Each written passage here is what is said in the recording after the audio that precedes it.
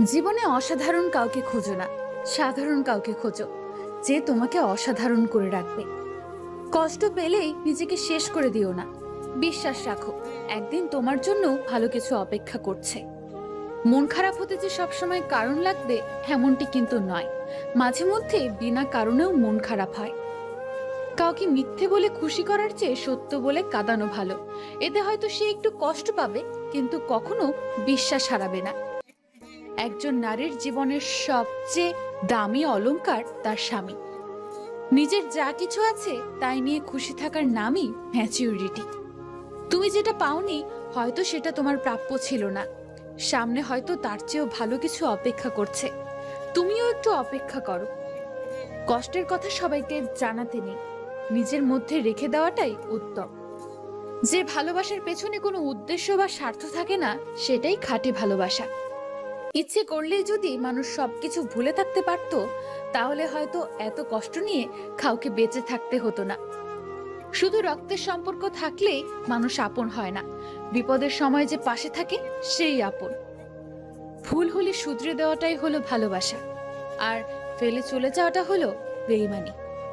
যে তোমাকে ভালোবাসে না তাকে তুমি হাজার কষ্ট দিয়েও কাঁদাতে পারবে না, কিন্তু যে তোমাকে ভালোবাসে তাকে তুমি একটু কষ্ট দিয়ে দেখো, অঝরে ঝরতে থাকবে তার চোখের জল। কাউকে একবার মন থেকে ভালোবাসলে দ্বিতীয়বার কাউকে ভালোবাসার ইচ্ছেটাও মরে যায়। মায়ার এই পৃথিবীতে সবাই অভিনয় করে, কেউ অন্যের সাথে, আর কেউ কেউ নিজের বিবেকের সাথে। গার্লফ্রেন্ড বা বয়ফ্রেন্ড থাকা মানে ভালোবাসা না। ভালোবাসা মানে জীবনে এমন একজন থাকা যার প্রতি তোমার অন্ধ বিশ্বাস আছে।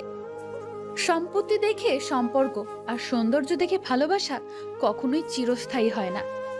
কে কি বললো তাতে কান্না দিয়ে নিজের মতো চলো। সমাজ তোমাকে অনেক কিছুই বলবে, কিন্তু সমাজ তোমাকে খেতে দিবে না। একজন বিশ্বস্ত বন্ধু 10 জন আত্মীয়র সমান। জীবনে বেশি কিছু প্রয়োজন হয় না, শুধু প্রয়োজন একজোড়া হাত, যা বিপদের সময় শক্ত করে তোমাকে ধরে রাখবে। কখনো কখনো দূরে সরে যাওয়াটাই সমাধান। পৃথিবীর সব অন্যায়ের ক্ষমা করলেও বেইমানির ক্ষমা কখনো করো না। বাস্তবতা হলো, যাকে তুমি যত বেশি ভালোবাসবে, যত বেশি বেশি মিস করবে, যত বেশি কেয়ার করবে, সবসময় খোঁজ নেবে, সেই তোমাকে অবহেলা করবে।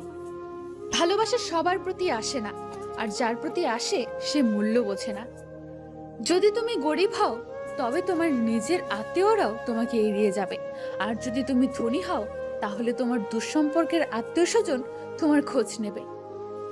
এই ভিডিওটিতে আমি কোনো ভুল কিছু বললাম কিনা কমেন্ট করে জানাতে ভুলবেন না।